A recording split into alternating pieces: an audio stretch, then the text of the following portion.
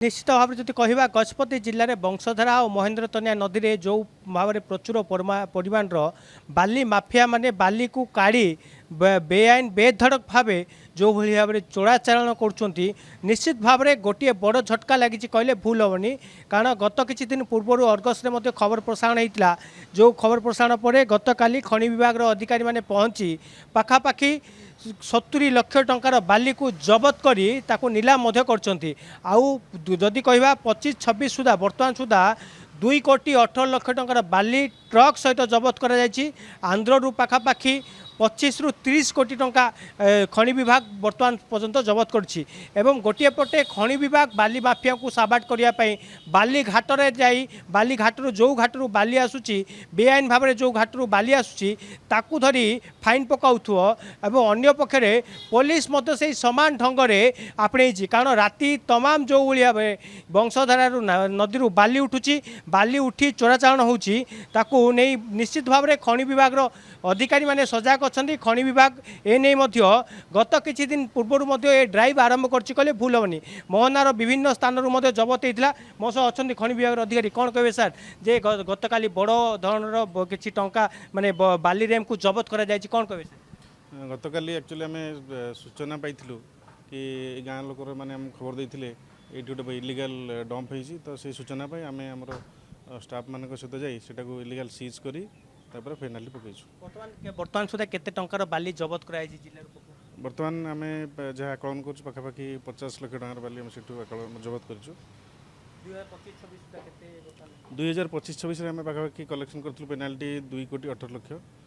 ए वर्ष मध्य से आम टार्गेट करटा क्रॉस करके कलेक्शन हो मोटा आंकर फाइन आदाय पर बाली माफिया माने सुधुरु ना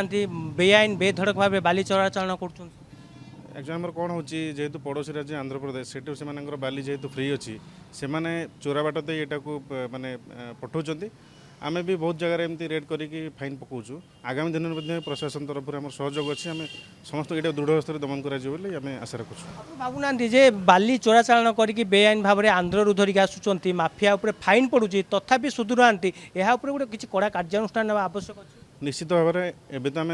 कार्यानुष्ठान नौचु आगामी दिन में बड़ बड़ कार्यानुष्ठान आम ग्रहण करूँ जहाँ आमर माने आगू योजना करा निश्चित भाव में जो सूचना दौले पाखापाखि 2 कोटी 18 लाख टंकार 2025-26 सुधा बर्तमान पर्यंत फाइन आदाय कर तथापि माफिया माने सुधरिया ना नौ कारण जो कथा कहला जे पड़ोसी राज्य आंध्र प्रदेश रे बाली पूरापूरी मागणार मिलूँ जो माफिया माने टिके फाइन को डरू ना से कड़ा कार्यानुष्ठान ना आवश्यक ही पड़ी बर्तमान सुधा माफिया को धरा जाउची बाली ट्रक को सीज करा कोर्ट को कोर्ट चालान केस होउची तथापि सुधुना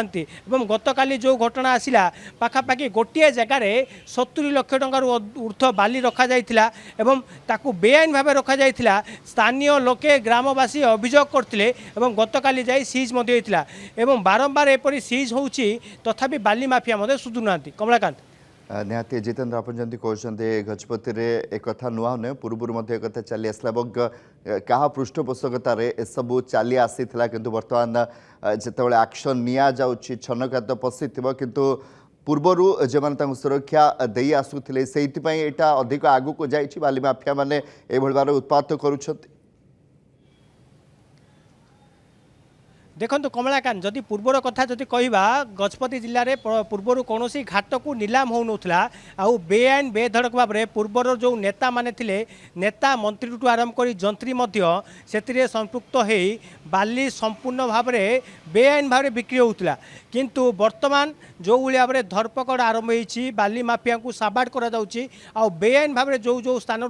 चोराचारण होती स्पेसिफिक से स्थान को गुरुत्व देते खनि विभाग आउ गत किछि दिन पूर्वर ये जो ड्राइव आरंभ है यह पुलिस विभाग बड़ एक्शन नौ राति जो गाड़ी चोराचारण होची जो गाड़ी कागज पत्र न था बिना कागज पत्र आंध्र ओडिशा रास्ता दे पुणी आंध्र रे बिक्री करवा अन्य राज्य रे बिक्री करवा ये गोटे चैलेंज खनि विभाग थिला किंतु पुलिस राति तमाम जगी ए खनि माफिया मानकू बाली माफिया मानकू धरी से साबाड़ करुच्ची अन्य पक्षे जो पूर्वर जो नेता माने थिले जो जंत्री ଧରିଥିଲେ କାହିଁକି ଧରୁନଥିଲେ ଏ ଗୋଟେ ବଡ଼ ପ୍ରଶ୍ନ ସୃଷ୍ଟି ହେଉଥିଲା ଏବଂ ଲୋକେ ତା ଜବାବ ମଧ୍ୟ ଦେଇଛନ୍ତି ଏବଂ ଆଜି ଲୋକଙ୍କୁ ସଠିକ୍ ଉତ୍ତର ମିଳିଛି ଆଉ ଲୋକେ ଅଭିଯୋଗ କରିବା ପରେ संगे संगे अधिकारी माने घटनास्थल को पहुँची बाली सीज कर बड़ बड़ टिप्पर को सीज होती बर्तमान सुधा पालाकिन थाना